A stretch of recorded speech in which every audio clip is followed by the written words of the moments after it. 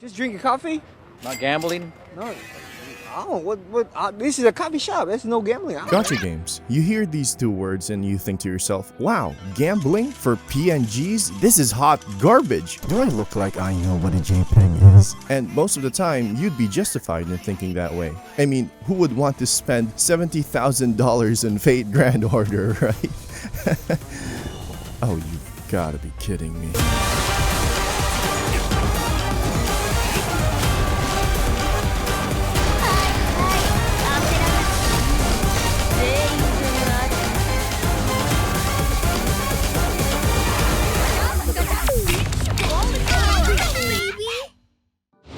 Gacha games have been a major plague on the market for a while now. It's mostly due to the success of Genshin Impact and miHoYo as a company overall. What was once a very niche part of the gaming industry has become mainstream for a lot of people. Many companies have started jumping on the bandwagon because, well, it makes money.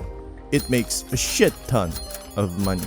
Packed with microtransactions and horrible pull rates, it's no wonder that I get comments like these from time to time. And honestly speaking, I don't really blame them. It's a never-ending battle between the corpos and the consumers. Look, I'm gonna be real with you. I don't promote gambling, okay?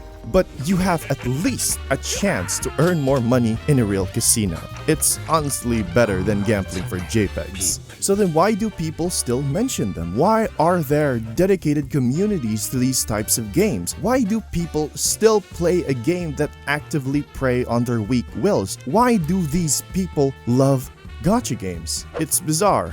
It's confusing. The dots shouldn't connect. It shouldn't be the case, but it is. And that's why I made this video.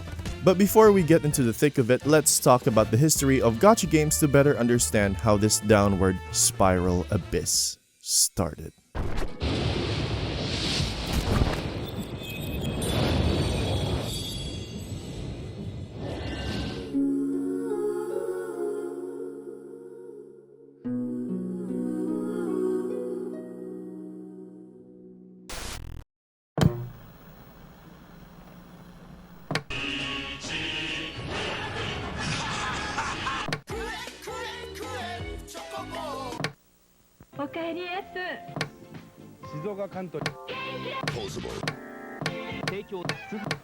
Japan is a very interesting country that is home to many wacky and weird things that we would never imagine existing. Home to the infamous wasabi ice cream and a vending machine selling underwear, they've definitely made a lot of strange but interesting things that would catch your attention almost immediately. So it's no surprise that they're also the first ones to invent Gachapons.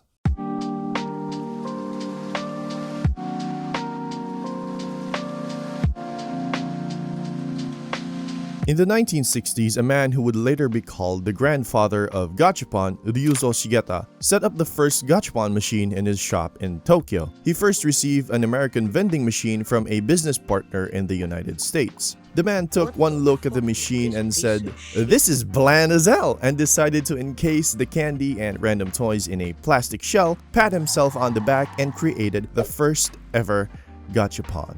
Before we got to know them as a major gaming company, Bandai, who at the time was a toy manufacturing company, smelled money and got wind of this machine, then decided to popularize this machine, distributing them within candy shops and areas where children tend to hang out the most. Although priced at 100 yen per draw, being 10 times more expensive than their competitors, it still managed to boom, and popularity spreading like wildfire all across the country. Having popular brands and items being shoved into those gachapons helped in making people interested and rolling for their desired items. It was a wild phenomenon in Japan back then, and even until today you would still see these machines stationed in malls, in the streets, and even have their own specialized shops for it. Sometimes you'd even see these in your country every now and then. It was just enticing, to say the least. Enticing as in to say, it was exhilarating. If you wanted something, you had a very low chance since these machines were packed to the brim of random items. You didn't know what you were gonna get, and even if you did, it was purely out of luck. People were excited about this. Every time you win a toy or a candy that you wanted, that dopamine rush feels like nothing you've ever felt before. Some people don't even play for the prizes, they just like the gacha aspect of it. It just feels addicting to a fault, but these machines were deemed harmless by the general populace considering that each roll of the machine usually costs 100 yen, which is roughly equivalent to 60 cents in USD today. It really only was targeted for children and possibly high schoolers as well. Eventually, over time, rare and expensive prizes were stuffed in these gacha machines that made it seem worthwhile to try your luck, since they could be sold on the internet for a reasonable price. Then collectors started gathering them, displaying their prizes on the internet for a quick buck. Limited edition things started picking up and a lot of people started jumping on the hype for this. Although not that well known back in the day, this is where fear of missing out comes into play. This will be an important topic that we will be discussing later on. Money was being made and stocks were flying off the shelves. Competitors started piling up with more and more people investing in this machine for children. Then slowly but surely during the late 1980s, gaming in Japan began to bloom. For the next 3 decades and so, people were interested in games and consoles in the legendary Famicom, or the NES as it is known in the West. As gaming and digital entertainment started to gain more traction and investments, another form of entertainment was on the rise as well: card battle games. Now you're probably wondering, Cypher, what the fuck are you talking about? You've deviated from the topic of the history of Gachapon by driving the truck off the side of a cliff. Now, dear viewer, we are actually on the proper track. As crazy as it sounds, while we are currently tumbling away in our seat while the car keeps rotating at an incredibly high speed, do not fret, for we are alive. Battered, bruised, and bleeding with a couple of broken bones, rest assured, we are still alive. Games, consoles, Sonic, and the Italian plumber that can't seem to find the princess he was looking for. They were popular at that time, but you know what else was popular? Card games, Yu-Gi-Oh! Duel, Pokemon cards, collectibles, a shiny Pokemon, Pot of Greed, and the infamous Exodia.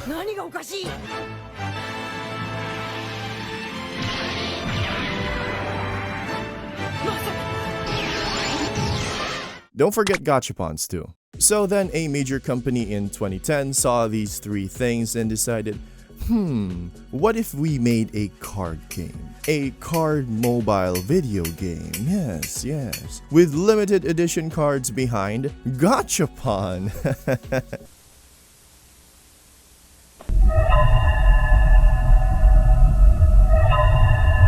And thus, Dragon Collection was born. But before we continue, can you guess which company was behind this idea? I'll give you like 10 seconds, or you can pause the video to think about it.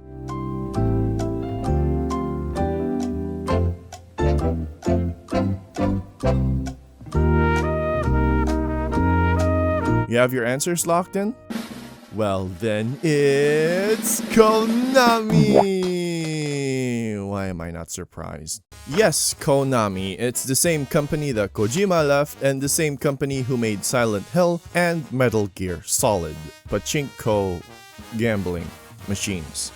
Oh god, my head hurts. Now, I want to make it clear that Dragon Collection by all technicality is the first gacha game to have ever existed. But there's a huge but here. Microtransactions with random virtual goods have existed in games long before Dragon Collection. A good example is Maple Story. In 2006, you'd buy tickets for real-life currency in order to obtain a random item in exchange. And the system was literally called Gachapon in-game. But Maple Story's main selling point was not the Gachapon, thus making it not valid as a proper gacha game. Dragon Collection, on the other hand, was the first ever game to introduce the gacha mechanic as a major aspect of the game. Dare I say, the center of it. Now, Dragon Collection is a point-and-click type adventure game that was centered around card battling. There's not much to gather here other than the fact that the best cards were locked behind the gacha. Konami made this game popular through an online social networking app called Gree. It made its rounds through that app and was reported to have contributed to Konami's social network games revenue, which was a total of 36.7 billion yen, which is roughly around $2.4 million. This was it. This was the beginning. This was the start of the downward spiral. In 2011, roughly a year after Konami's newfound success on Gacha Games, Sci Games was established, and they made their first ever game called Rage of Bahamut, which was surprisingly similar to how Dragon Collection played. A point-and-click adventure game with card battles and gacha as its main source of revenue. Rage of Bahamut was then released on September 1st, 2011 on a social networking app called Mobage. Coincidentally, this was also the year MiHoYo Studios was established by 3 university graduate students, namely Lue, Cao Hayu, and Lu Yuhao. Also, since none of them knew how to make good art, they commissioned an undergraduate student named Zhang Xinghua. I'm sorry if I butchered those names. Together, the 4 of them made their first ever game called Fly Me to the Moon. Now, Fly Me to the Moon was a game about, well, you guessed it, flying to the moon. It was a simple puzzle game where you go through stages to collect some stars for points and fly to the moon. This was also the first iteration of the character named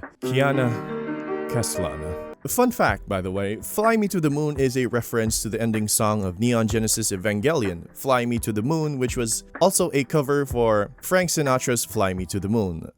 Look, the point is, Evangelion is a major inspiration in MiHoYo's work and is referenced in a lot of their future games. Now, I know that there are other studios and companies at this time period that worked on several gacha games, like Square Enix testing the waters with Final Fantasy All the Bravest, or Lesengo's infamous Fate Grand Order. I will be mentioning a couple of them later on, but for now, we'll be focusing on these 2 companies specifically because they're primarily the ones who pioneered the gacha gaming sphere, with Sci Games being the one who helped shape the gacha market in the past, and MiHoYo, who is the leading front for the modern or current gacha market. Sci Games, after releasing Rage of Bahamut, then decided to partner with several gaming companies such as the now merged Bandai Namco, Sega, and even Konami themselves. But as you can see, most of these games were flops and reached the end of their services eventually. Surprisingly though, nearly 4 years later, they released a gacha game that changed the gacha gaming sphere in its entirety. Grand Blue Fantasy.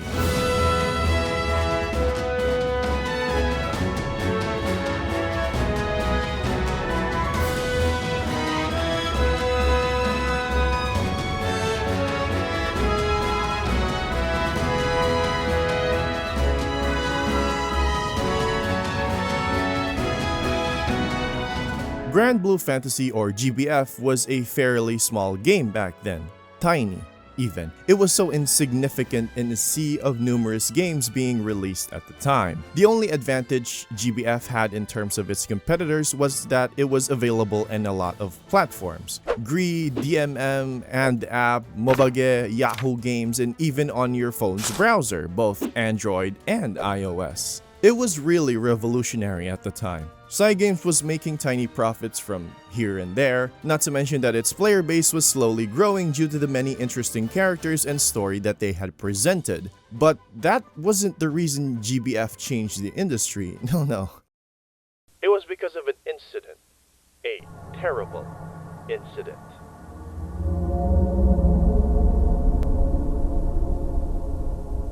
The Andira scandal, or best well known in the West as the Monkey Gate.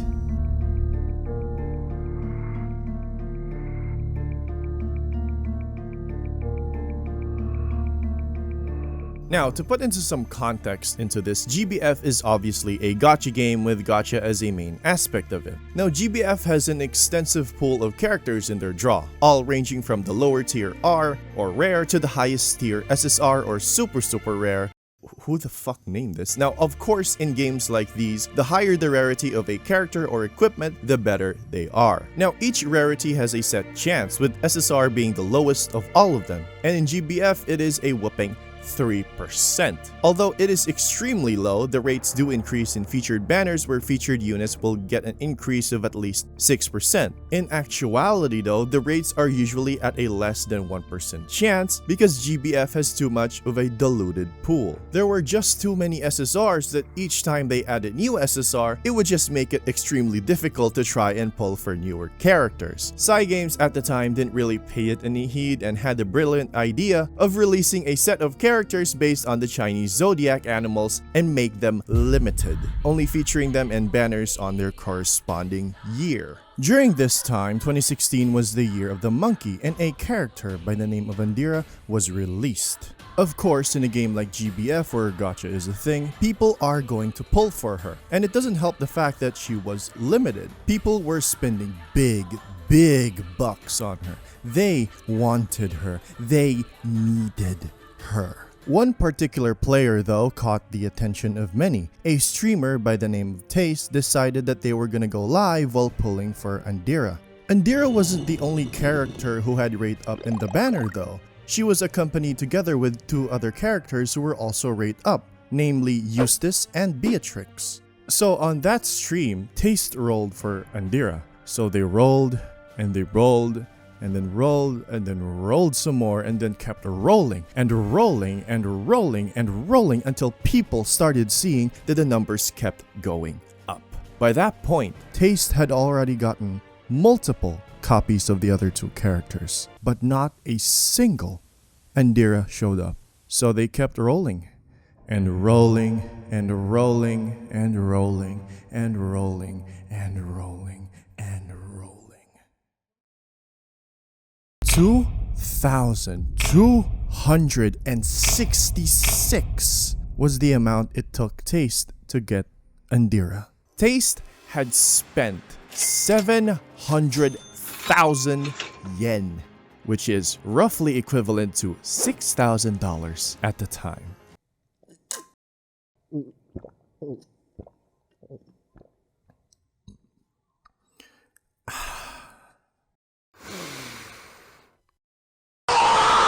Unfortunately, Taste's stream was not the only incident at the time. Taste was not the only one. A lot of people spent ludicrous amounts of money on that banner. There was an uproar, a revolt, a cry for change. Something didn't seem right. Something felt off. So people took a step back and assessed the situation. It turns out the other two characters, Eustace and Beatrix, had a much more higher appearance rate than Andira. How much, you might ask? 5 times.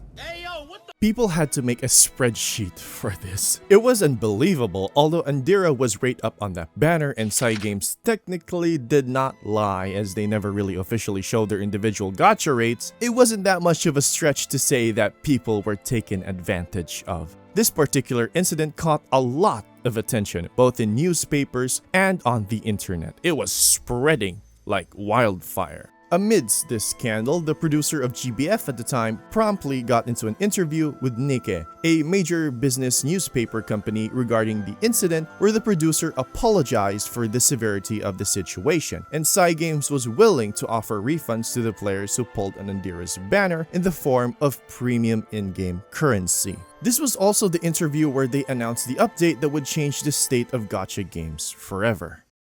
Sparking.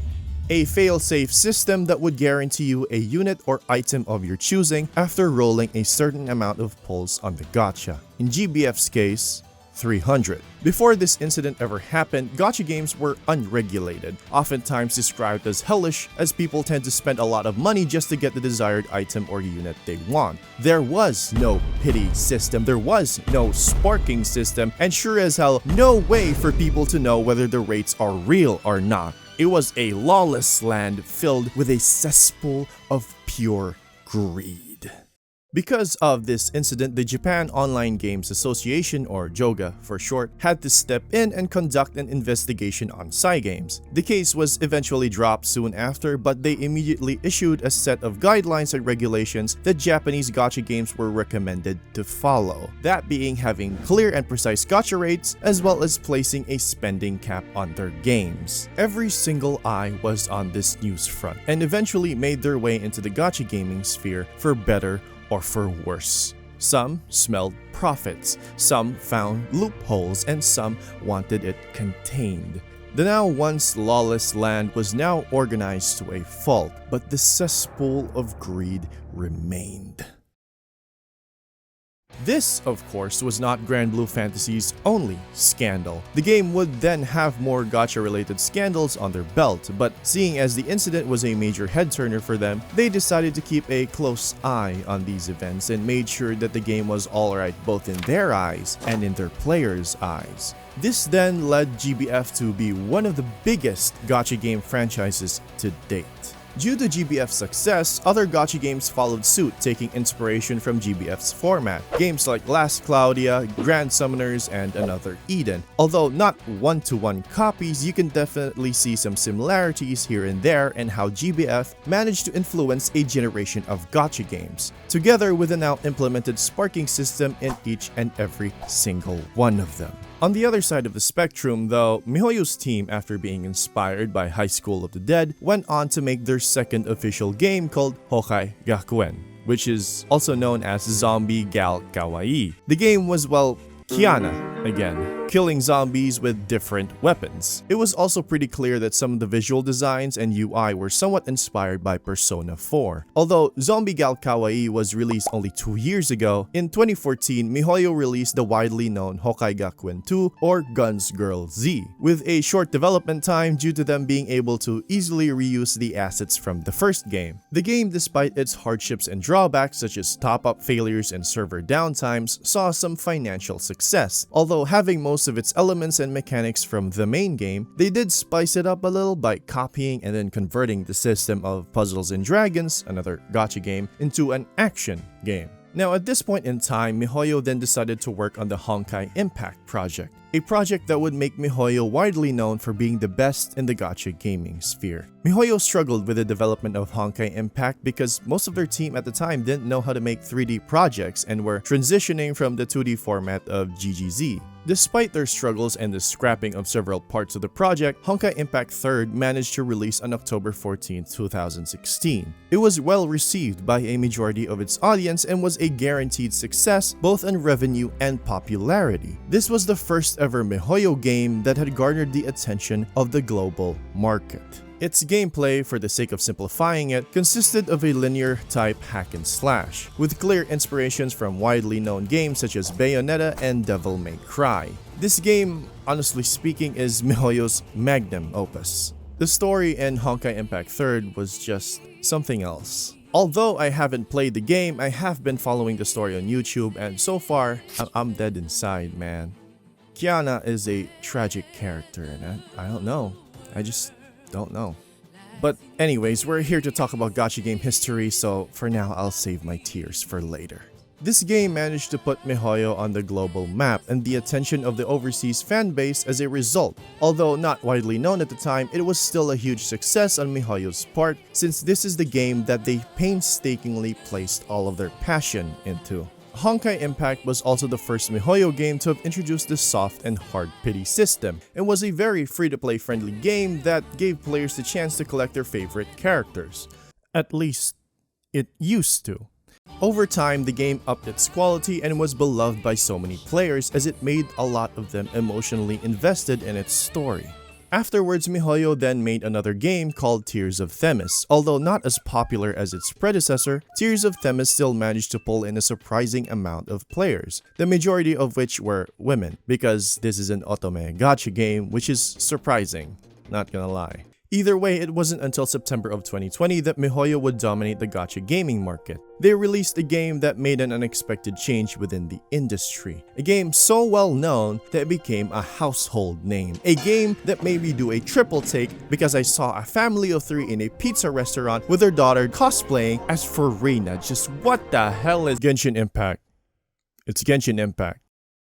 Fuck! Gacha games before this was a very niche thing. People would disregard it as low-effort, money-hungry type games that would shamelessly manipulate you into giving up your wallet. And by no means those accusations are untrue. That is still being perceived today in modern gacha games because, let's be honest, it's still an issue. Regardless of what other people might think, MiHoYo managed to make gacha games into mainstream media, for better or for worse. Genshin Impact was amazing. It was essentially an untapped market. Ever since the release of Breath of the Wild, people have been asking, hoping, wishing for an anime-like open-world game. And it isn't really a surprise that Genshin Impact was deeply inspired by Legend of Zelda's Breath of the Wild. People were attracted to it. It was what people were asking for. It was what people were hoping for. And it was what people were wishing for. MiHoYo caught lightning in a bottle, a feat so impossible that it elevated them into the mega corporation that they are known today. Hoyoverse. Genshin Impact was the first gacha game for a lot of new players. It was their first exposure to the gacha market, and because of not knowing any better, money started to flow. $245 million was the estimated amount that Genshin made in its first month, overtaking the monster at the time that was Fate Grand Order. It was absurd. Even though Genshin's pity system wasn't as harsh as FGO's was, I think that was an unfair comparison, it still was a system that generally capitalizes on obtaining duplicates of characters and weapons. Although it wasn't really necessary to obtain duplicates, people who had some disposable income still spent a hefty amount on the game. Now, of course, like every other gacha game company out there, Genshin wasn't free of drama. A lot of events happened during Genshin's first few years that sparked a lot of hate for both the game and the community. MiHoYo still managed to weather out these issues because honestly, despite its flaws, Genshin is a good game. And people were willing to forgive their hiccups so long as they offered a better experience and kept improving for everyone's enjoyment, which to this day stayed true because Genshin has improved since. Due to Genshin's influence, gacha companies then strive to attain the same formula. Although some of them have not been as successful as Genshin was, it still managed to improve the overall quality of these games, bettering player experience and keeping retention. Meanwhile, in the heart of Japan, instead of opting for a much more diverse and sustainable revenue like Genshin has, Cygames has managed to push the Japanese market to its limits by releasing a game called Uma Musume Pretty Derby. Now we're gonna talk about the funny horse game. Yeah, boy. Uma Musume Pretty Derby is a very huge gacha game franchise in Japan, almost if not as huge as FGO is. In fact, at some point in time, Uma Musume overtook Genshin in its #1 spot of revenue for a week, and it's only been released in Japan at the time. Now, Uma Musume is a recreation of the horse race gambling culture in Japan, where most of the characters are based off of real-life horses. I'm seriously not joking about this. They're horse girl idols. I can't. What the fuck? Anyways, Cygames also made an anime of this game, but they were supposed to release together. Uma Musume at its core was a waifu wife collector paired with well, horse racing. It's the merging of both worlds that gets me. JPEG gambling and money gambling combined together. One. Despite the fact that I genuinely can't control my laughter at this ridiculousness, I'll try to keep a straight face for you guys. A large portion of Japan does like this game, since at this point in time, gacha games and horse racing has been ingrained deep into their culture. Although people outside of Japan tend to be confused as to why this franchise is so well loved, it has made its waves across the western part of the world, and a lot of people in those countries like it as well. And currently, during the making of this video, Cygames has already announced that Uma Musume will be releasing globally. Now, on a related note, red light districts such as Kabukicho, pachinko parlors, and even food stalls during Tanabata Matsuri, aka the Summer Star Festival, is owned by a notorious group that at this point everyone knows exists, despite their extreme attempts at steering clear of public attention. The Yakuza is a group of organized crime syndicates that are operating in the shadiest parts of Japan. Now, I know what you might be thinking. Cypher, why are you talking about the Yakuza in a topic about the history of gacha games? Okay, listen to me. Casinos and betting stages are mainly owned by the Yakuza, right? Now, who do you think owns the horse race gambling sphere? It's the Yakuza. It's them. Now, doujin culture in Japan is very huge as well. If something exists, there's not safe for work artwork of it. Now, Cygames has explicitly stated not to make harmful representations of the game's characters and the real-life horses that they are based from. Problem is that the Streisand effect comes into play. The more you'll tell people no, the more they'll just do it. Because of the hundreds of doujins being made of the game, the artists were now in deep trouble, being sent Yakuza to their houses, with lots of those artists formally apologizing on their social media accounts, with even some of them deactivating. It was a very peculiar situation back then, with only people outside of Japan being able to openly discuss the ongoing Yakuza censorship.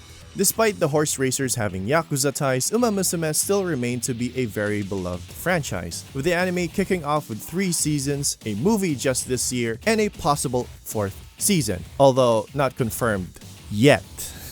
But all of this just goes to show just how huge the waves MiHoYo and Cygames made throughout the years, and how big the gacha market has become because of them, with games like Genshin and Grand Blue being the monstrous franchises that they have become today. Speaking of big franchises, it would be disingenuous of me not to talk about the other 2 large elephants in the room. That being... No, those are literal elephants. Come on, the other ones. No, not these 2. Although Nikki has a good story, it's not them. There we go. There we go. Fate Grand Order and Arknights. So, Fate Grand Order has been in the industry for a long time now and was released just a year after Grand Blue Fantasy. Lasengel, or formerly known as The Lightworks, made a gacha game based off of Type Moon's Fate Stay Night franchise. The thing is, because Fate Stay Night was a beloved franchise in Japan, the game, of course, like every other huge gacha game out there, was not free of scandal. But they never really got any unwarranted attention because most of the controversies were mildly annoying at best and scummy at worst. For example, in the Korean server of FGO, lots of KR players quit because they had their summon rates artificially lowered without prior notice, leading to the KR server losing the Solomon raids and it being memed by the other servers for being a pruned timeline in which Goeisho won and every other event and story that was released was just Guda's dying dream. I'm getting off topic here. Look, the point is, the only reason why FGO weathered through these dramas and issues is because the player base loved the Fate Stay Night franchise, and the Lightworks getting their shit together to improve the game. Despite all of that, FGO is still being recognized for its incredibly atrocious and horrendous gacha rates, but to this day it is still one of the biggest gacha games in Japan, just alongside Uma Musume. Now, speaking of recognition, Arknights is a really popular game that I always see at least 2 to 3 ads of it per day while watching stuff on YouTube. Even some YouTubers or VTubers popping up in my timeline every now and then due to how popular the game is. And that's no surprise either. I am currently playing Arknights right now after holding off from playing it for a long time now, and after a good friend managed to convince me to play it. And I'm honestly enjoying it so far. It's really, really good. On a surface level of understanding, Arknights is a tower defense game where the main objective is defending against attackers and not letting them go through your towers, combined with a base building system similar to games like Fallout Shelter, which honestly fits the theme that they have going for its story. Arknights has been recognized a lot by its really dark and gritty story, as well as the notorious wall of text accompanying it, not to mention the music. Like, what the fuck? Every time I go search up anything Arknights related, people will always either talk about the story or the music because it is just really, really fucking good. My personal favorite jams being Boiling Blood, Operation Pintsuit,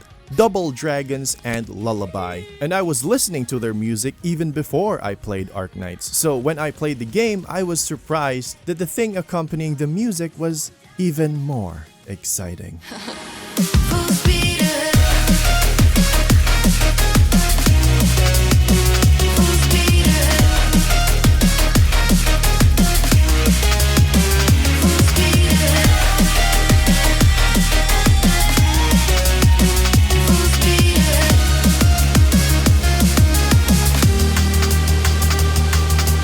I mean, both Arknights and FGO just have amazing animations and previews. Like, damn, this is what my money is getting poured into, and honestly, I love it. I don't like my wallet getting empty though because of the gacha, so yeah. Nowadays, modern gacha games try to keep up with these high quality and high budget gachas, and for the first time in a while, the quality of these games have drastically improved over the years. Although the gacha part hasn't improved that much and is still predatory, it's still an upward climb. Now we've covered the history of what makes gacha games. We've seen the rise of companies, we've seen how they've handled their games, and how some of them are literally just the personification of greed. How some developers were passionate about their games, and how due to their passion, they became the huge corporations that they are today.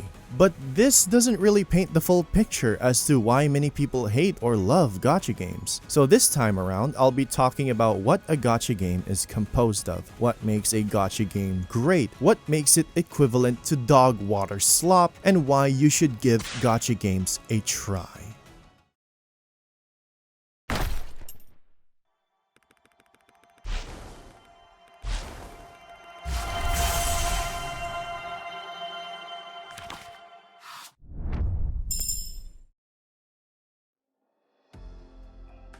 Why do a lot of people hate gacha games? The answer is simple, really. The gacha system, or more specifically, microtransactions in games. Most of the time, people generally have an outrage of games that they already paid for, only to find out that there's an in-game store that sells cosmetics, accessories, and items that can help with alleviating a certain amount of difficulty. Usually in single-player games, the player outrage generally scales with its difficulty, but it's a different thing for multiplayer ones since it's usually a clash of interests for people with disposable income and those without. Now, most, if not all, gacha games tend to be free to play, with most of them having easier game progression tied behind the gacha system that hosts the characters and or equipment. Most single player or PvE gacha games tend to have a weird ratio of varying complaints due to the fact that not all gacha games are difficult, but several games do make the decision of making challenging content extremely difficult or borderline impossible, and then making sure that the featured character that was released during that content would alleviate those issues or make it easy to clear. Now, complaints for this issue are a lot, but most people just shrug it off because it usually just boils down to being salty about the gacha, paired with the fact that challenging content in these gachas tend to be optional. So it's never really a loss for you whether you clear or don't. And when you do clear, it's mostly for bragging rights. On the other hand, multiplayer or PvP gacha games tend to receive a lot of hate, mostly due to how power creep works and how that worsens player experience. It's never an even playing field because the only way to turn this into an equal match is by getting lucky in the gacha. It's why gachas with PvP tend to perform worse than the single player ones, not to mention the toxicity that comes along with it. That being said, let's talk about power creep. For those of you who aren't aware, power creep is essentially the inevitable drawback that comes from live service games where newly added units and or equipment would make the older ones redundant or borderline unusable. For gacha games, this is a staple as most of them tend to have new units added to their pool every 2 weeks or so. No gacha game is free of this issue, and most try to alleviate that pressure by upgrading or reworking older units or equipment, either through direct patch upgrades or a new ranking or rarity tier. But hey, no matter what they do, there will always be that one guy on Reddit who would complain about it all day. Power creep is a problem, but it doesn't help that gacha games will try to cash in on limited event collectibles, and that invokes a primal fear within you.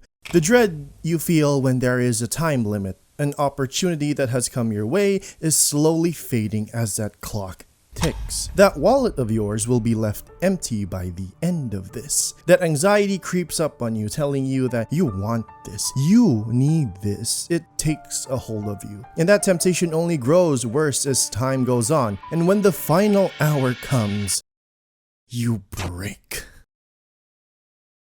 Fear of missing out is a terrible cycle that most gacha games have weaponized. It is a tactic that most of these companies utilize in order to better maximize their profits. Everyone hates FOMO. I hate FOMO. You hate FOMO. All my homies hate FOMO. It's just stupid to think that some items or units will be unobtainable after their banners pass. And it doesn't help the fact that most of these limited stuff are generally pretty overpowered. I can understand if it's just cosmetics, but if it's units or equipment, that is a whole nother story. It's just scummy, it's so repulsive, it's just pure bullshit. Most gacha game companies out there tend to have reruns of these particular events, not making them completely unobtainable. But it still doesn't help the fact that these limited banners act like a carrot on a stick for most players, making sure to milk out your wallets dry. It's really terrible.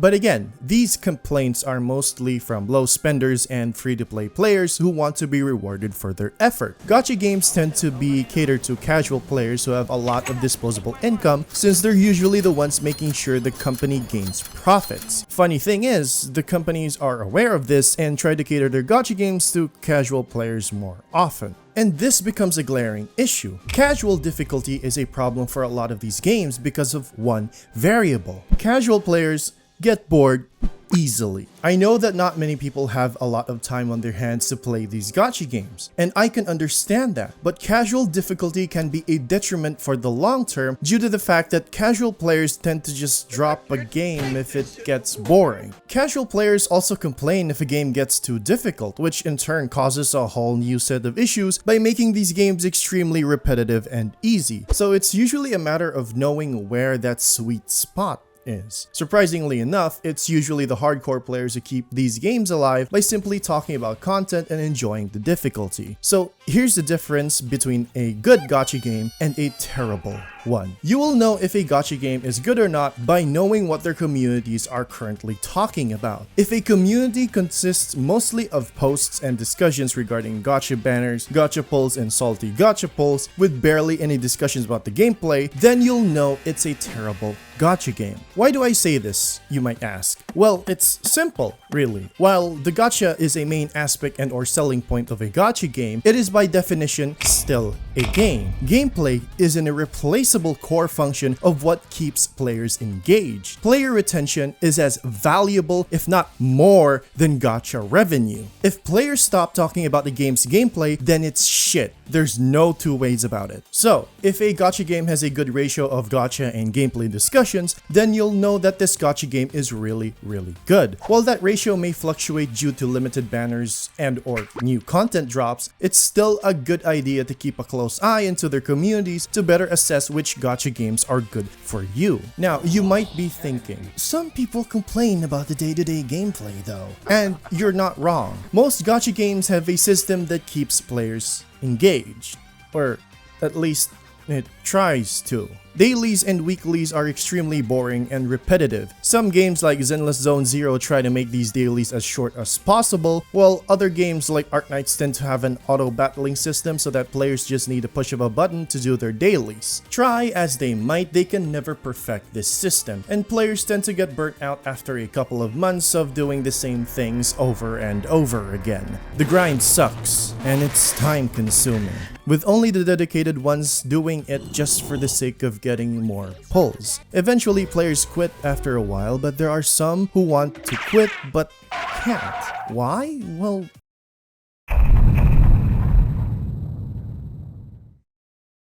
time and money, gameplay and gacha. These are the two main reasons why some people have trouble quitting gacha games. Some have already invested too much time to quit, whether it be weeks, months, and even years, and would feel like they wasted the time that they spent. While some have already invested too much money to quit and would feel like they just wasted their big bang bucks after spending all that moolah on some JPEGs. It's a dilemma that a lot of people struggle. But of course, this isn't limited to gacha games only. You can find these problems pop up in your popular multiplayer games like League of Legends or Rainbow Six Siege. Single player games don't have this issue because you can easily just drop the game for now and come back to it some other time when you feel like playing. Attachment to time and money spent is one thing, but there is another type of attachment gacha games tend to lean towards: excessive fan service. Gacha games tend to utilize fan service as a way to allure people or appeal to a certain audience. While fan service can vary from different things such as collabs and lore, its main source of fan service tends to be on the sexual side of things. Sex sells. That statement has never been more true. 7 out of 10 times you'll find that gacha games have this catered fan service that mainly focuses on the sexual appeal of their characters, whether it be a man, a woman, or non-binary. But it mostly focuses on the female since most players are usually male unless it's an otome game. The problem with this is that gacha companies tend to only focus on the fan service rather than make their game playable. That's why some gacha games tend to be dubbed as waifu collectors, in a sense that there's no actual gameplay and it's just a JPEG collector with a voice attached to it. as their Destiny illusion. These players will spend ludicrous amounts just so they could get their new waifu, who is in a very suggestive bikini that I will not display because Daddy YouTube might give me the 1-2 strike spanks. Gacha is very predatory, and it doesn't help that these companies have no sympathy towards their player base whatsoever. And thus continues that downward spiral. A spiral of temptation, contempt, attachment, envy, and greed. Gacha games have always been that way. It's a genuine problem that we all need to acknowledge, especially the fact that these types of games are easily accessible to children. It's what causes people to stay away from it. It's why people do not like it. It's why so many people hate gacha games and have advocated to stop spending on these microtransactions so that the industry will change. But it's not that simple. Companies still need profit in order to keep functioning, and some want their product to be the best there is, no matter how many years it takes. But passion can only take you so far, because that's just not how society works. Revenue is needed to pay the people who make these projects and to keep it afloat. That's why some companies end up making use of gacha as their main source of revenue, since a free game is more accessible than a $70 game on the market. And it's one of the fastest and easiest ways to gain revenue for them. Yes, it is predatory. Yes, it is something that needs to stop. And I fully agree with you. But here's the thing. Not all of them are as terrible as you think they are. You see, I'm not telling you to play every single gacha game out there. Heavens no, that's torture. I'm actually telling you to play the good gacha games. And these some are one of the best ones out there. And like every spiral, if it goes down, it can also go up. I've played a lot of gacha games throughout the years. Like, a lot. Like, here's the list if you're interested. But most of the ones that I've played, I would immediately leave after a month or two due to burnout. And it's mostly due to the reasons that I've stated earlier. But there have been a couple of games that I've stayed in and some I've left that I would still highly recommend. I'm going to talk about these gachas in an ascending order, as well as talk about their biggest highlights and reasons as to why you should play them. I'm also gonna try to be unbiased as much as possible, but know that I might yap about my personal experiences and gripe with them. Now, the lowest in this list is Genshin Impact. Wait, hold on.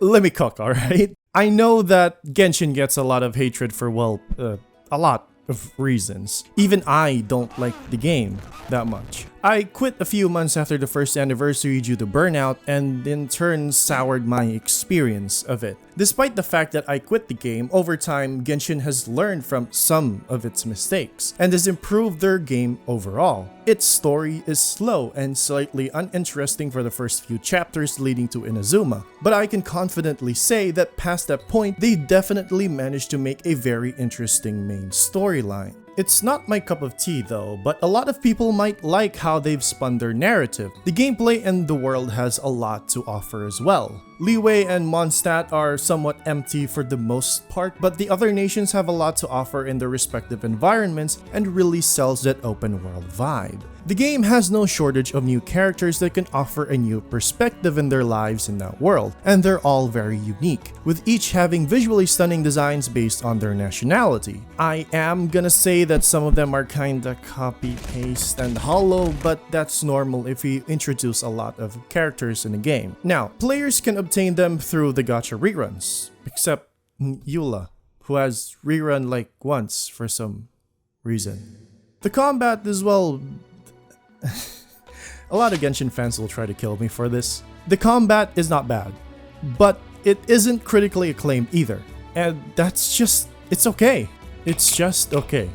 And that's the truth. It isn't mind-blowing, although some boss fights can be pretty cool to fight. Overall, it's alright. It's just there, and that's fine. Because Genshin's strength isn't in its combat, it's in its story, exploration, and music. Of course, early Genshin music has been pretty bonkers, like Ejdaha's boss theme and some of the character trailers OSTs. I feel like some of the newer tracks lack an oomph behind them, but it's still pretty good. Either way, Genshin is a solid game that you might want to check out, although it is at the bottom of my list because I dislike how they handle the monetization of the game. I'm trying to be unbiased as much as possible, but I can't. I literally can't. It's like SpongeBob in that one episode when he was deprived of water in Sandy's house.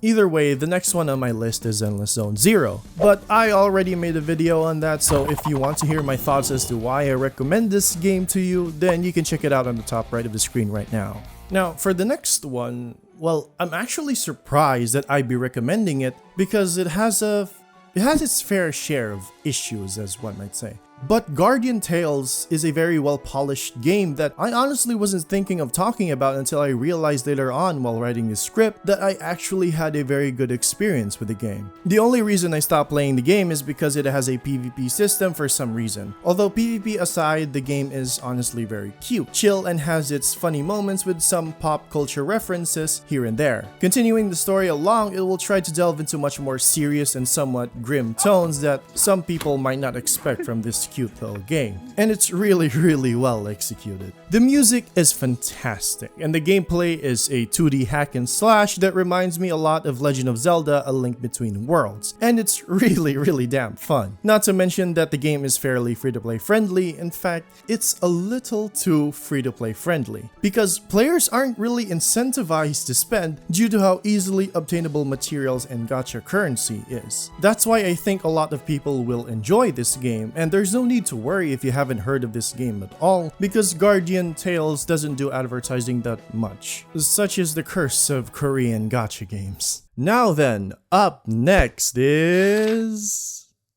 Oh, wait, no, that can't be right. No. Oh no.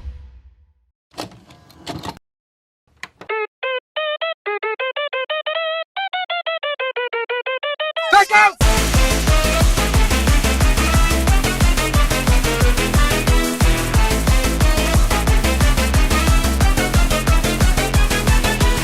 I'm not gonna talk about the Cunny. I'm not gonna talk about the Cunny. I'm not gonna talk about the Cunny. I'm not gonna talk about the Cunny. I'm not gonna talk about the Cunny. I'm not gonna talk about the Cunny. I'm not gonna talk about the Cunny. I'm not gonna talk about the Cunny.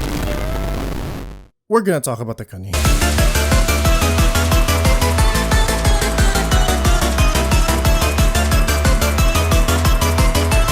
Blue Archive. Christ. Where do I start? Blue Archive is... Jeez, give me a minute. Okay, so, first things first. Do not engage with the community. Alright? No. Just no. You got that? Good. Blue Archive is a really good gacha game with deep lore and really catchy music. You are a teacher who handles a lot of students who are suspiciously only girls who use guns. If that is not interesting enough, the story can be incredibly good if not traumatizing at times, which is not expected out of a game whose player base basically consists of, well, this. Where the fuck this is. Archive so far. I know, for one, the crying emoji seems to be what's keeping us together here in the chat.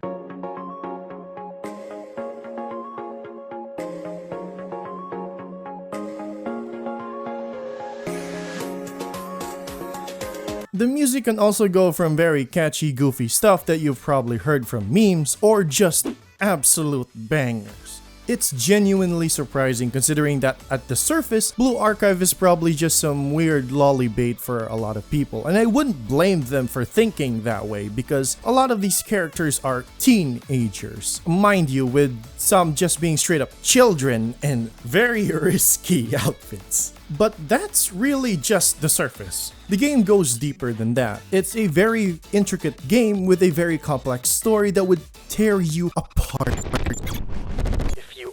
Careful. The game is also very free-to-play friendly if you dedicate your time to it, making sure that you'll get the limited units that you were trying to get while being able to farm some permanent 3-star units, which is honestly pretty fucking good. So yes, I genuinely recommend this game. Just don't engage with the community, man. If you want to preserve your sanity as much as possible.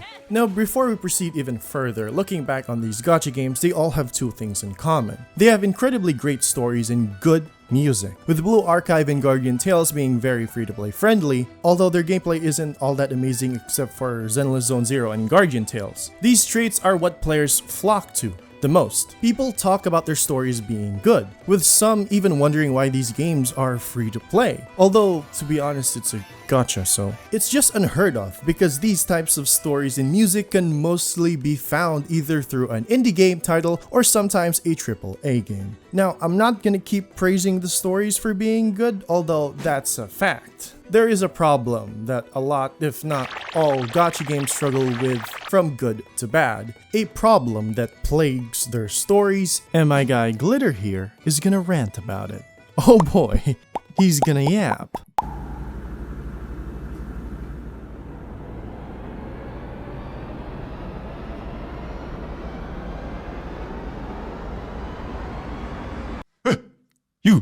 You're a degenerate gacha gamer, right? Tell me, okay, tell me.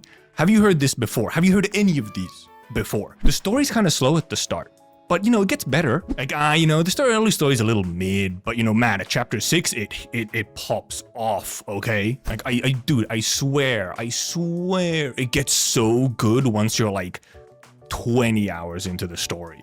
You hear that shit all the time. Like, I feel like I've heard that for almost every gacha game in the last, I don't know, 10 years, 10, 15 years. You hear it all the time. But why?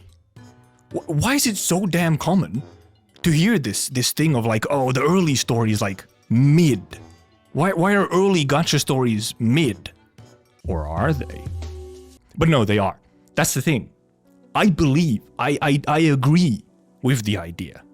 I agree that early gacha game stories are mid. I agree that early gacha game stories are usually kind of mid. They're usually kind of slow. They take a while to get started. Not that much happens in them.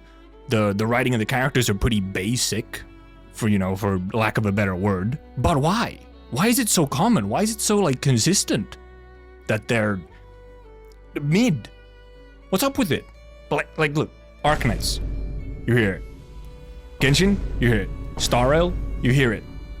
Blue Archive, you hear it. Fate Go, Ancient Fate Go, still hear it. Even the gacha game that is like praised for having like good story, like probably the best story, like the presentation and writing and narrative, everything is fantastic. Limbus Company, even for Limbus Company, for at the very least the first 2 chapters, the first 2 cantos, you hear how it's okay. Like they're really not up to par to their usual. Of course, there's high standards for Project Moon stuff, but still, you hear it. But why is this a gacha game thing? It's not like you have another piece of media, like say a manga or a movie or a TV show or an anime or something. Those really often have like super strong starts. So it's not like it's just a media in general thing. It's a gacha story thing. Or at least seems to be. But okay, so maybe it's confirmation bias, right? Like you as a sane individual, you might think, oh, maybe it's confirmation bias. Because like, the people who stick with the story and later tell you that the story gets really good, well, that's the people who didn't mind the beginning story that much and then kept going. And like they're probably susceptible, but more susceptible to liking the story in the first place, right? So maybe it's that. The people who wouldn't like the story ever, they just drop off early on anyway, right? If they even read the story, that is, if they're not just there for the, gameplay or something. Couldn't be me. But, I mean, maybe that's the case. But, I have a theory, a thesis in the making. Now, I haven't explored all the lore implications. It's a work in progress, okay? But, hear me out, okay? Insert whiteboard with lots of things on it, connected and so on. I'd like to present to you. Early gacha game stories are mid on purpose. And why are they mid on purpose? To not overwhelm the player. Okay? Stay with me. Okay, right, because, you start up a new gacha game, right? Like, ooh, cute anime girls that I can gamble for them. Epic. You start a new gacha game. You start logging into the game. So many things. You got so many menus, so many UI elements, all the gameplay. You gotta get used to the dailies, right? Like, you know, mentioned this is like launch. This is a launch day for a new gacha game. You're not getting into it later on. This is a launch day. New menus, new mechanics, new gameplay, new characters. All this stuff, it's exciting. There's so many things to explore and do and find out and so on. But what about the story? Well, I mean, that's the kind of the thing you go through first. That's your gameplay, right? Like, it's kind of the introduction to the gameplay and whatnot. But that's the thing. It's kind of the backbone to the introduction of the game. But you as a player have all these other things that you're also getting introduced to that are not story related. So my idea is, this is what I think might be the case. The story is kept very, very sort of quite simple, quite basic. Let's not do anything crazy. Because, I mean, can the players even focus on the story that much when they're doing all this other stuff? Maybe they can. Maybe that's the idea. All these things are just competing for your, like, processing power. So let's focus on doing all the game things, which kind of still, you know, somewhat are, you know, important. They are important, especially getting you used to the gambling and the daily so that you form a habit and become addicted to the game so that you keep giving them money in the long run.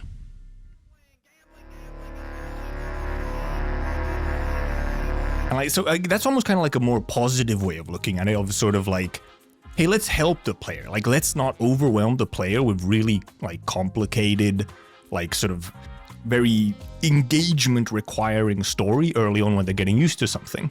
The other option, which is maybe even more conspiratorial, is that the companies know this, right? They know that maybe all this new shiny stuff with the gameplay and the characters with the new gacha will, like, keep the attention of a player in the early days, right?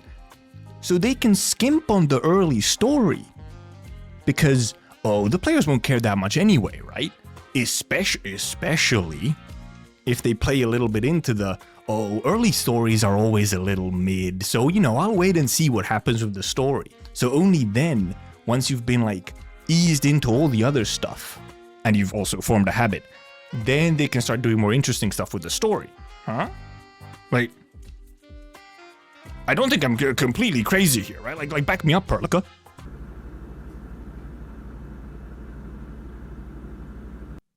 Right? See? She believes me. So yeah, like, there's essentially the idea of, like, oh, they're helping you. Like, you know, they don't want to overwhelm you with the story, or they think you're distracted with everything else so they can skimp on the story. So, this idea came to my mind, like, because I'd been wondering about this. Like, why? Why is it so common to hear this sentiment about early gacha game stories? It gets better later. It's bad at the beginning. Or not even bad, it's always just mid. It's boring. It's not that great at the beginning. And there was one moment where this idea started to come into my head on why. I used to wonder. But then a certain game released called Withering Waves. And I played it at launch. And I played it for a few weeks at launch. And if you were also around then, and possibly playing, or at least following the discussion, you might have noticed that, man, a lot of people really didn't like the story, right? Like, it was no longer, oh, the story's mid, or it's not that great. No, the story was actively bad, was the sentiment from a lot of people, me included, for the record. And that got me thinking because, well, the Wuwa story, however, was, like, doing stuff, right? Like, there was a lot happening. You were kind of thrown right into the world. You're kind of getting a running start to everything and so on. But it ended up feeling like somehow really shallow and also just kind of confusing and sort of going from, like, one bit to another, like, almost too fast.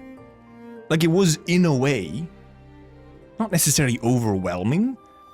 I mean a little bit. It also had a bit of a thing with lots of in-universe jargon and weird words you had to get used to. But that's what made me think, because the Wuba story, I generally thought was, like, it was a bad introduction to the story and the game.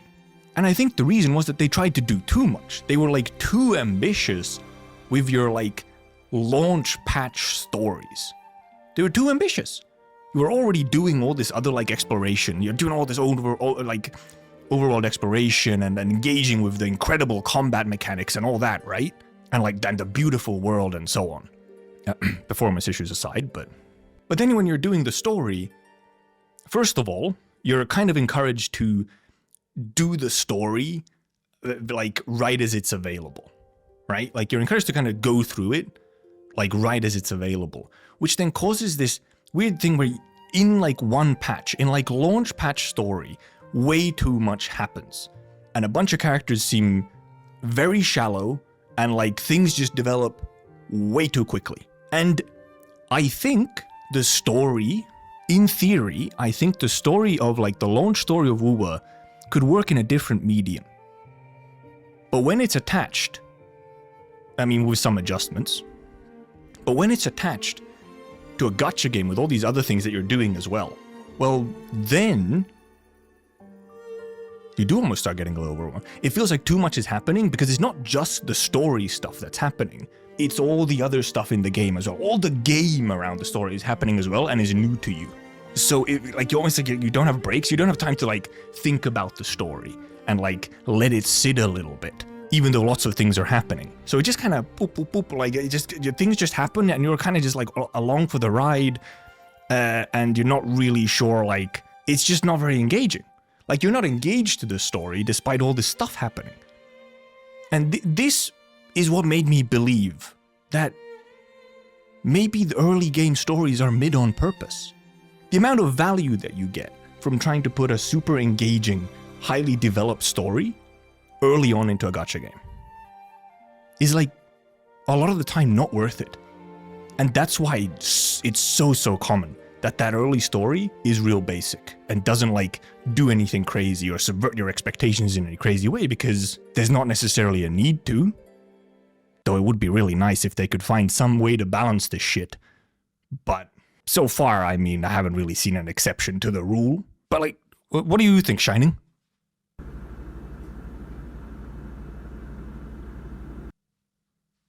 She agrees. See?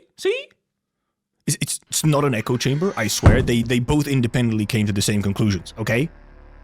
But hey, what do you think? What do you think? Am I crazy? Does this make some sense? Do you agree? Or maybe you believe that the early game stories aren't mid. That would be crazy. I mean, you do you.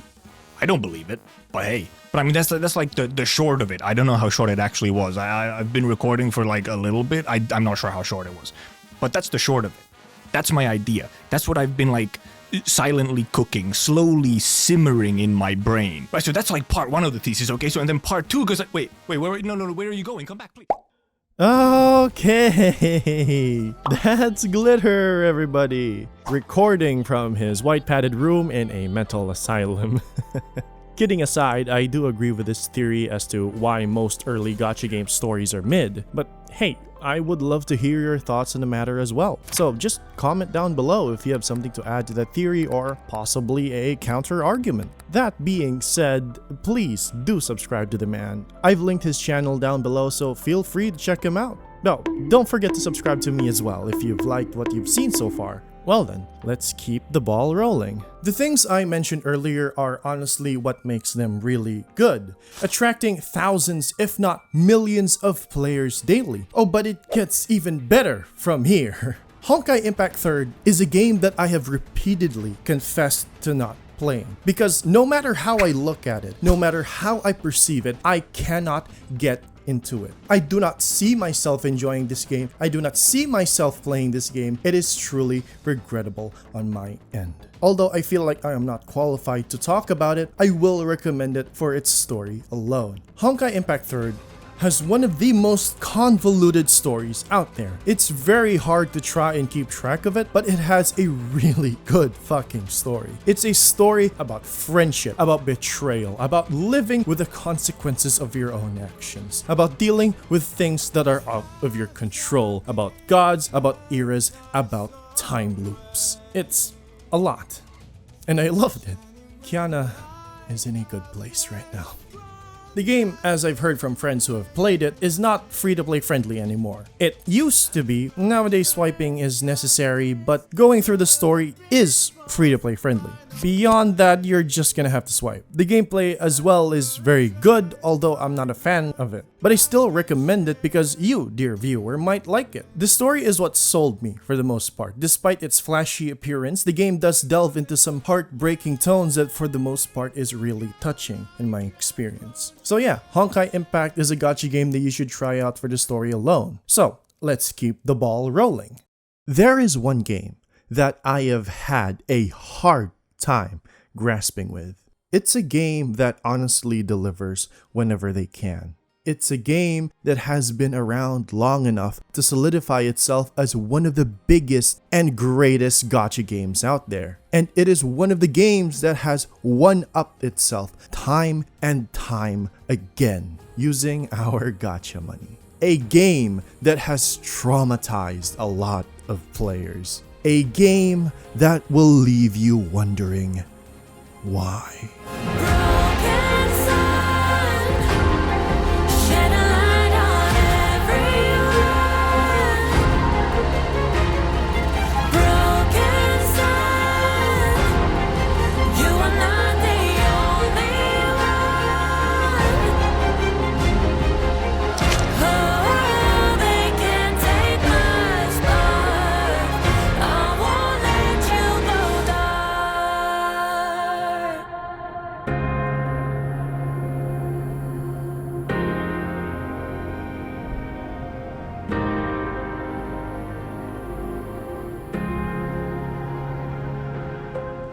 Arknights is a game that I have just recently played, and I have had a hard time grasping it because I am in utter disbelief about how this game is not mainstream, how this game manages to push out high quality stuff time and time again. You just know, from the trailers to the story to the song reveal, this is your money's worth.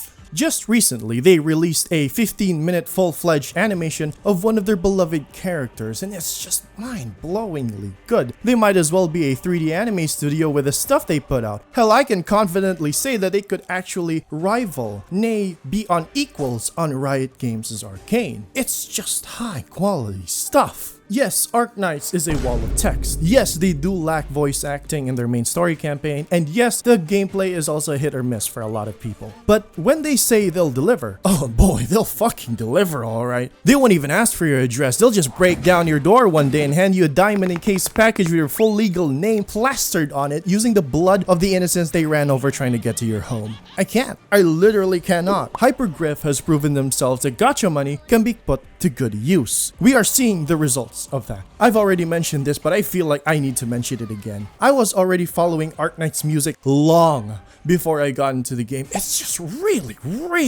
cool. They've collabed with so many high-profile artists and composers that it's insane. Have you heard of God Eater? Well, I'm sure you have. Goshina, the composer for that game, also composed an Arknights track. Hell, have you heard of Millie, the same group who made the opening for the Goblin Slayer anime? Well, they made a song for the game's 5th anniversary. I could keep going on and on about the music, but we're here to talk about the gacha game.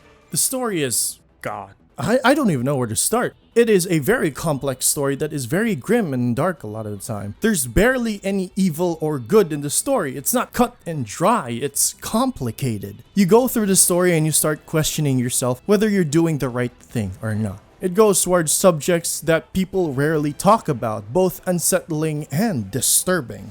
There are people who are infected in this world, infected with a disease known as oropathy, caused by the prolonged exposure to originium, a mineral that is used by people in various technologies and machines as an energy resource. The term infected here is also used as a derogatory term. Infected people are discriminated against and used as tools for hatred or as scapegoats or as test subjects for inhumane experiments. But then it doesn't stop at that because people in the story want something to hate, something to blame because a lot of their lives are miserable. From countless wars to natural disasters to just people fucking with space rocks for some goddamn reason. It's not a great place to live in, but it's not all that miserable. Countries like Kirag and Minos have been helping infected people live normal lives, but there is a degree of minimal discrimination, although usually in places of power. The only place that truly accepts the infected without discrimination is Rhodes Island, the pharmaceutical company that we are a part of. But even then, it comes with its own set of problems because although we are there to help everyone, the infected and the non-infected, suspicion and distrust always arises due to our operators being mostly infected. And it also doesn't help that some of our operators are sarcas, and some people are very racist towards sarcas. It's never easy. Helping people is never easy. Whenever I read a story and some complicated situation comes up, I sometimes think to myself that it might be easier to just kill everyone and be done with it. I just straight up ignore the moral implications of genocide at that point because it's complicated. There's no right or wrong. No one's right or wrong. Everyone's entitled to their own suffering. Try as you might, every choice you make will have consequences, whether it's for the good of everyone or just saving one single person.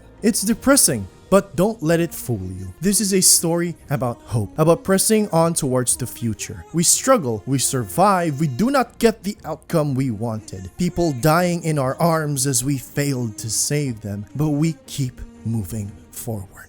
We aren't heroes, but we'll help anyone we can to the best of our ability. We live with the consequences of our own actions, whether we remember doing them or not.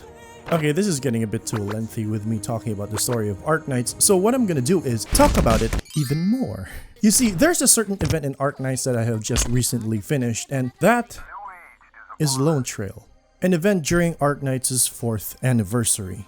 I don't know about you, but if one of the writers for Baldur's Gate 3 just randomly praises Lone Trail and throws shade at Starfield, you know damn well how good this shit is. You see, Lone Trail isn't just about answering the questions that have long plagued the community or tying up some loose ends about the main story. No, it was about a time where we were still at a point in history where wars have ended and our prejudice against one another was still fresh from the wounds that we inflicted upon ourselves. Humanity was divided. Well, they were divided even more back then than they are currently.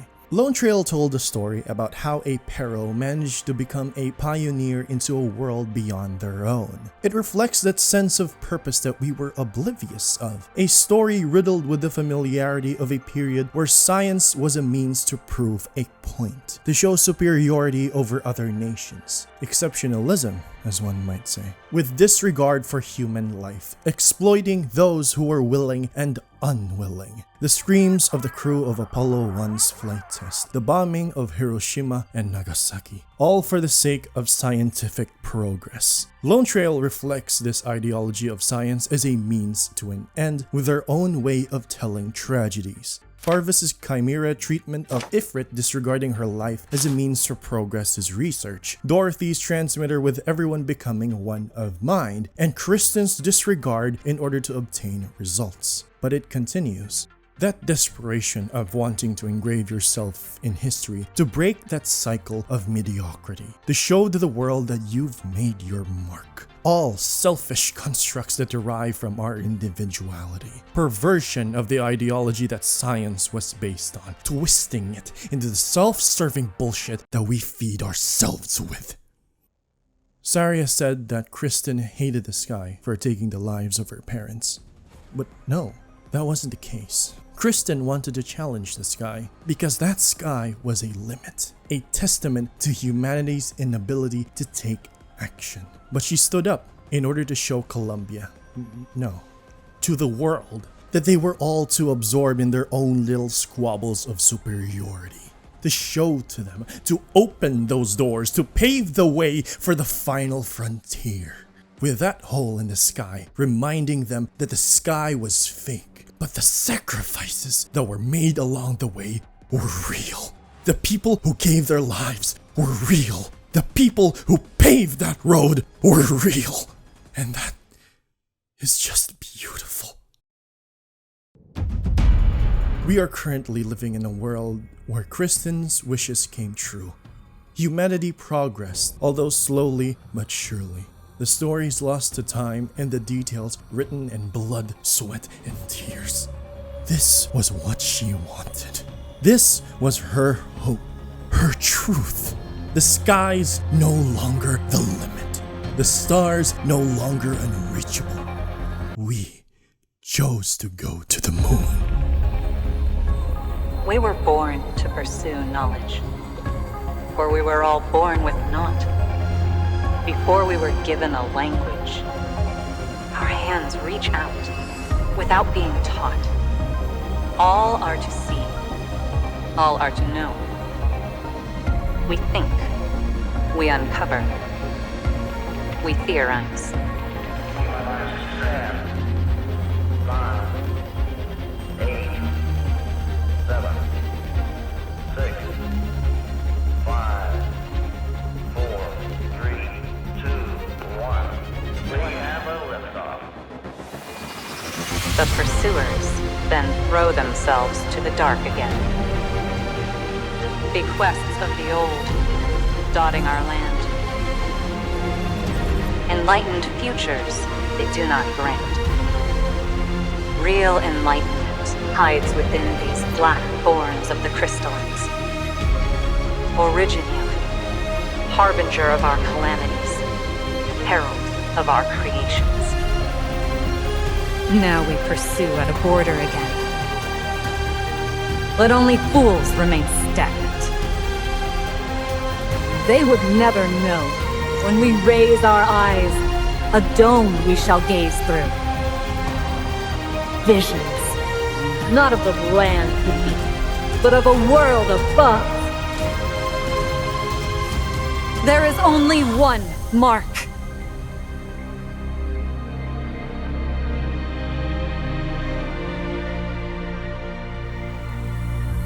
The truth. But why, some say, the moon? Why choose this as our goal? And they may well ask, why climb the highest mountain? Why 35 years ago, fly the Atlantic? Why does Rice play Texas? We choose to go to the moon. We choose to go to the moon.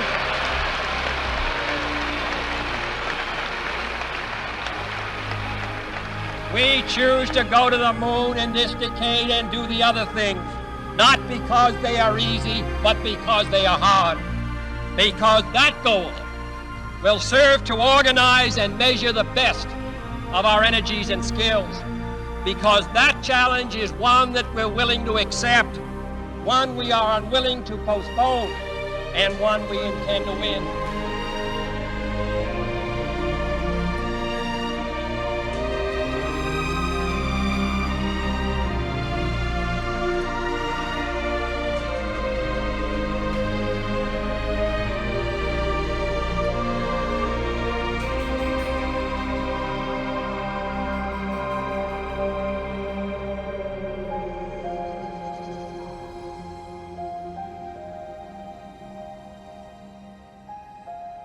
Good night, Tara. Good night, Kristen Wright.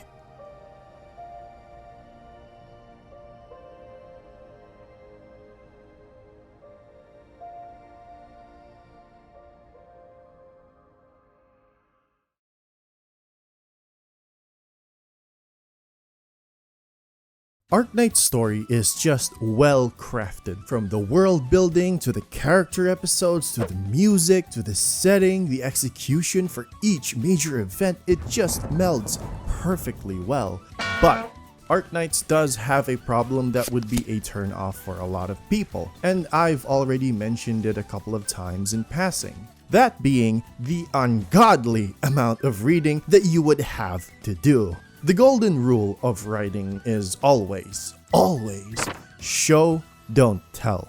Arknights does the opposite of that and instead bombards you with walls of text that would easily turn you into a Terran historian within a week. Unless you know how to pace each story and know that it isn't a race to finish everything in one go, it is very easy to get burnt out on the reading part, and that's my take on it. Because Terra is fucking huge! It's massive! The world building in this game is insane! So take your time, it isn't a race. For the gameplay, I just wish they had a better execution on that part, and I just wish that they would use that as a storytelling tool more. You know, better integrate into the story itself, but I can make do with how it is now. Some people don't really like tower defense. As for me, I'm perfectly fine with it. No issues at all. I just think that it disinterests a lot of people because of the tower defense aspect, despite the fact that the game is more of an RTS than it is a traditional tower defense. The game is also fairly free to play for the most part. The general rule of thumb is to just skip non-limited banners and go for the limited ones since they're usually cooler. Arknights is just above my recommendation list and is also one of the reasons why I recommend people to play the gacha games that I've listed. Because if given the chance, games like Arknights would shine really well, and I just wish that more people would come to know the game more. It's a game that I genuinely believe people would enjoy, if not for the gameplay, then the story. But Arknights is not my final recommendation, no. There is another gacha game that continues to surpass all expectations. A game that has defied the very nature of a gacha game. A game that has gone against the great flow. A game that I would say is the ideal gacha game. A game that is very near and dear to my heart. That game is... 조명이 전멸하는 저곳. 파도 모든 것을 접어들 거다. 주와 모든 시선을 이끌는 지팡이. 당연히 나는 이 왕자의 무기야. 그래, 그렇게 황홀히 피어나고 피어나라.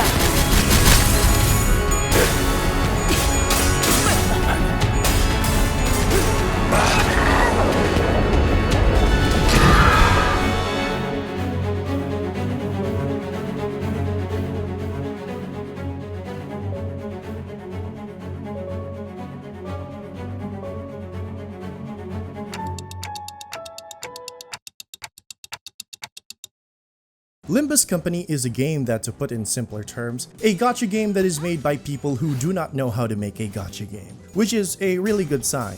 Now, Limbus has been out for at least 2 years now. Out of all the gacha games I've played, this one just does it for me. A gacha game that I will probably stick by for as long as the game is alive. Now, there are a lot of reasons why I love this game, but I'm going to try my best to not be overly biased towards it so that you can have a good grasp as to why this game is great. So, let's start with the story.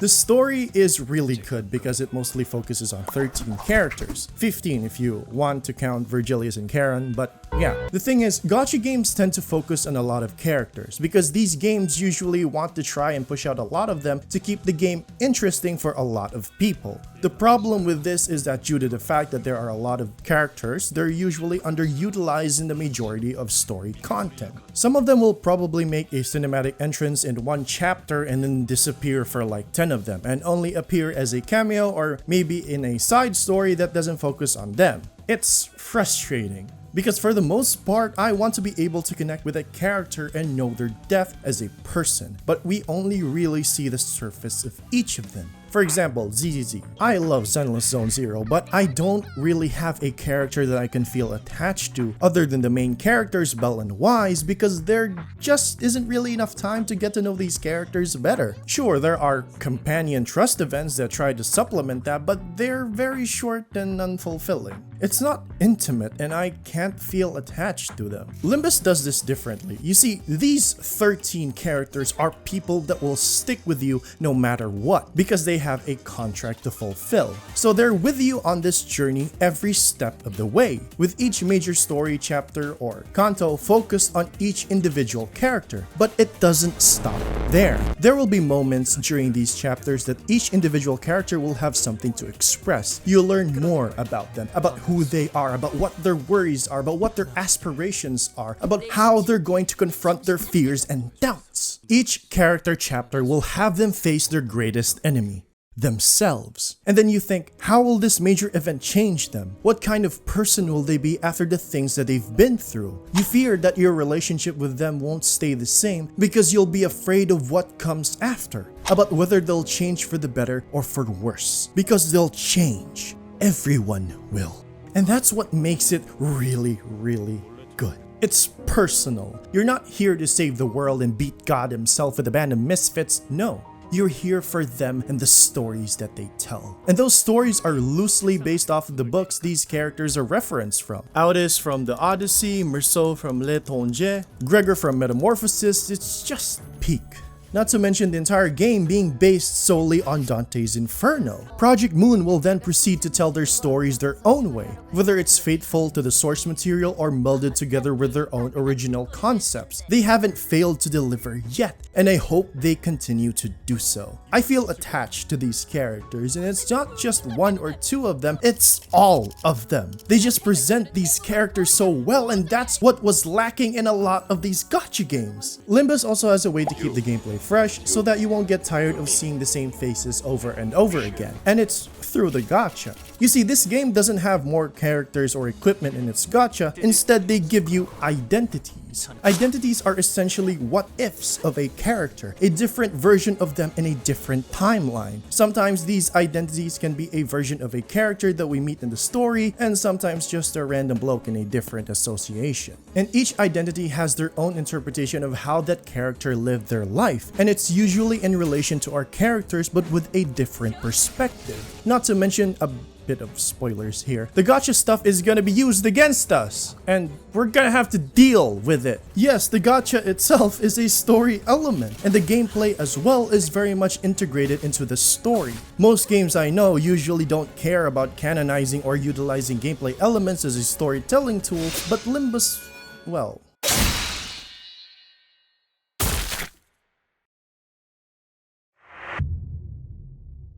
You know what, let's refer to this Venn diagram. Now you're probably asking, Cypher, that's not a Venn diagram, that's a circle. Exactly. The story and the gameplay are too integrated with one another that it's a perfect circle. From events being canon in the story to our characters getting bored from doing Mirror Dungeons game mode, to even the enemies having debuffs, buffs, or unique kits after something that happened in the story. It has been woven properly into each significant plot point. That's how intricate this game is, and it has me giddy and excited just talking about it. The gameplay is a bit unique and really complicated on paper, but easy on execution. The numbers and terms may overwhelm you, but trust me, pressing the auto win rate button is enough for newer players. Learning mechanics and skill sets will only come later once you have a good grasp on the game. And if you really want to properly learn how the mechanics of the game works and are confused after the dumpster fire that is the tutorial, there are a couple of videos out there that would help you better understand the game. And although it is not that revolutionary or unheard of, it can be fun a lot of the time due to its difficulty and challenging content that they put out. The gameplay is only really elevated to a ridiculous degree once the game starts fashioning its story elements during the combat sections of the game. It's wild that the gacha game exists with so much care put into every aspect of the game, and what makes it even better is that the devs don't only care about the game but player experience as well. Now, what I mean by this is that Limbus is very free-to-play friendly, but there's another thing that honestly just makes me want to spend more money on the game, and it is through the Battle Pass. You see, Limbus's pass is very special because once you max it out, it gives you yellow boxes, and these yellow boxes can be used to exchange for gacha items. Now, you're probably wondering which items you can get from this method alone, because by this point you're probably thinking the way a gacha player thinks, that it's limited to some starter stuff or just some good freebies that'll help you for the first few weeks of playing the game. And I wouldn't fault you for thinking that way, since most gacha companies monetize the shit out of everything. But in this case, well, you're wrong. You can exchange for nearly everything. And no, I'm not joking. Oh, there's a new ID upcoming this week? Oh, let me just chart it real quick. It's that fucking easy. And I rarely pull on the gacha anymore. Of course, it's not always instantly. Seasonal gacha stuff have a 1 week period where they are unchartable, but even then, it's 1 week. It's 1 goddamn week. That's still good, and I can wait. Any reasonable person can wait 1 week. The only exceptions are the last season gacha stuff and Walpurgisnacht limited banners. And even then, you will be able to shard them eventually, so long as you stick around and wait. Previous season gacha items will be shardable on the next season, and Walpurgisnacht limited banners will be shardable on the next iteration of the banner. It's fucking wild! Now, you might think that they put a limit on the yellow boxes that you can get, and you're not wrong. You can only get one for each level of the free pass and get an additional 2 for the paid version. Now, at that point, I wouldn't count it as free to play since real life money is involved, but I wouldn't even be bothered by that purchase since it costs a whooping $10 for me. Money that I am readily able to give since the game gives me such a good experience, and I want to be able to support the developers that way. The pass then only expires once a new season comes out, and the length between seasons is what 4 to 6 months? It's fucking great! I don't even see that as a pass, I more see it as a subscription service, the same way Final Fantasy XIV does their shit. It's ridiculous! And then there's the Mirror Dungeon game mode where you can farm for said yellow boxes infinitely, or at least when you have enough energy, which you would have an abundance of. But Mirror Dungeon does have one downside, and that is because it is really boring and repetitive to go through. A reasonable con for being able to infinitely grind boxes and get the gacha stuff you want. It's unheard of. No gacha game has done this. $10. $10 fucking dollars is all I need, and I can get everything I want in this game and have more to spare. This should be the staple. This should be the example these gacha companies should go through, and it's fucking great. Project Moon is an indie game company that does not know how to make a gacha game, and I'm all here for it. But I'm not gonna talk here and only sing praises about the game. It does have its flaws, such as the game being incredibly rough for newer players due to the lack of resources available to them, as well as some bosses in the story acting as major casual filters. The tutorial being extremely misleading and terrible, which can be very detrimental to a player's first impressions, and even going as far as players not being able to afford the pass, since not everyone has money, and I can understand that.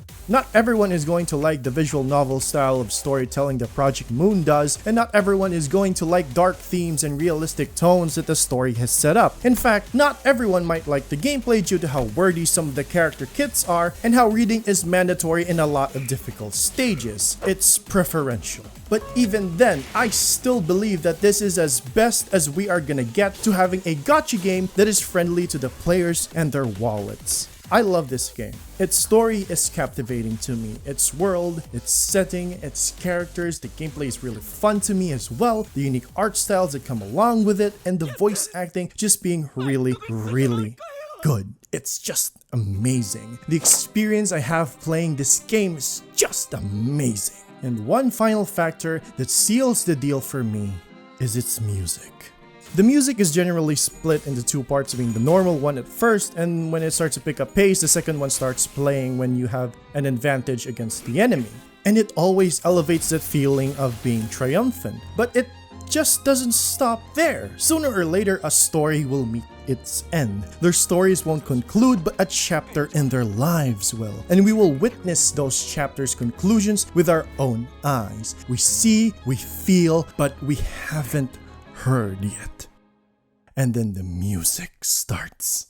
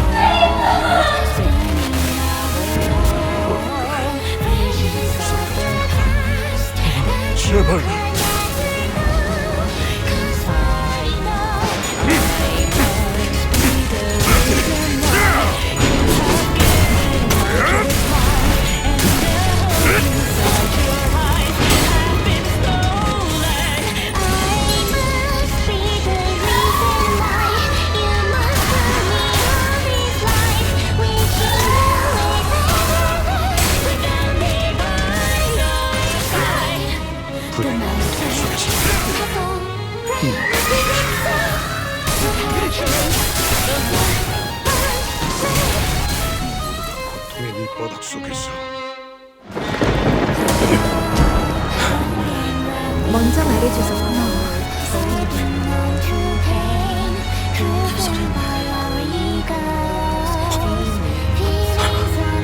나도 모든 세계의 스피릿과 아닌 계산은 내가 들어왔어. 지금의 너는 야, 시계 대가리.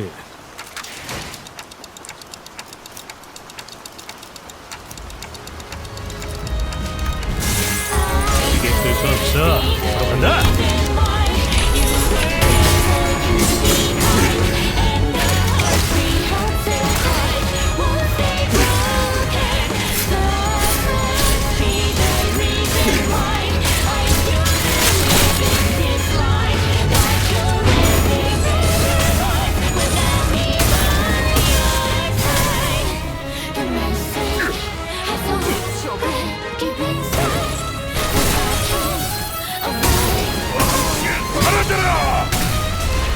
우리에게 안식은 없다.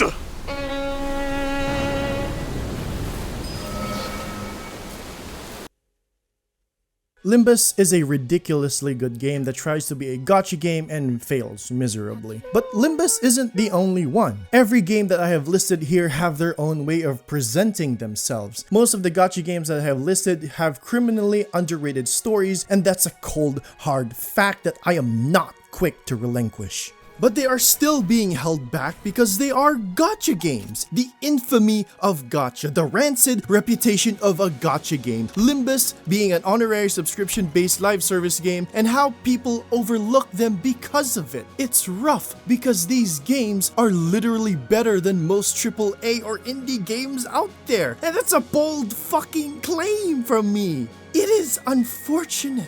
But even still, it does not stop me from recommending them, from playing them, from experiencing them, because I do not wish to judge a book by its cover. I wish to go beyond that cover and into the pages of that book where I can be lost in a world that is not my home. To feel a world of tragedy, of hope, of desires, of lives more impressive than our own. A world so strange, yet all too familiar. So I beseech you to open those books to see what lies in its pages, and prithee, do tell me, what do you see? Gacha games are complicated. They usually have greed and malice accompanied with them. Just another low-quality piece of shit application that sucks both your time and money. But every once in a while, a light glows from the heaps of garbage that greedy corporations have put out. And it can't be just one. It can be a couple of them, and you can easily count them with both hands. It's not my place to say what games you should play, nor is it my job to look after your financial decisions. It's already a given to spend your money responsibly. I know that it's a bleak comment coming from me, especially considering that these games were primarily made to exploit our weaknesses. Because you see, if you've reached this point in the video, and I still haven't made it clear to you, I love these games, and I hate the gacha that comes along with it. I know, I keep repeating this, but it's shit, it's terrible, it's despicable. It shouldn't be a thing. But I still play these games despite all of that, in spite of all of that, and that's what matters most to me. These gacha games that I've listed, they won't consume your wallet, but they will consume your time. Time that I don't regret spending because these games are special. Some of them will make you laugh, some of them will make you vibe, and some will break you, tear you down until you're nothing but a crying mess. And I love it. I love how these stories have resonated with me, and I want to share them all with you because again, I never regretted spending my time in these games. No, I regretted not knowing these games sooner. I sometimes wonder if there are other underrated titles that I haven't known yet. And I also wonder whether I'll regret the time I spent on it or the time I spent before it. Not all gacha games are good. In fact, most are garbage dog water. But a few are good, and they're the ones that give me hope. Hope that people will elevate them into newer heights to show us more of what their worlds could be, what they can be, their vision, their stories, their dusks, and their dawns. Most of our lives are boring and mundane, lives that we will never see to fruition until our time comes. But maybe, just maybe, we can take a piece of these fictional stories and merge them with ours from time to time. Because sometimes, to brighten a dull and dreary world, all you need is a little spark. Truth is I know, as long as we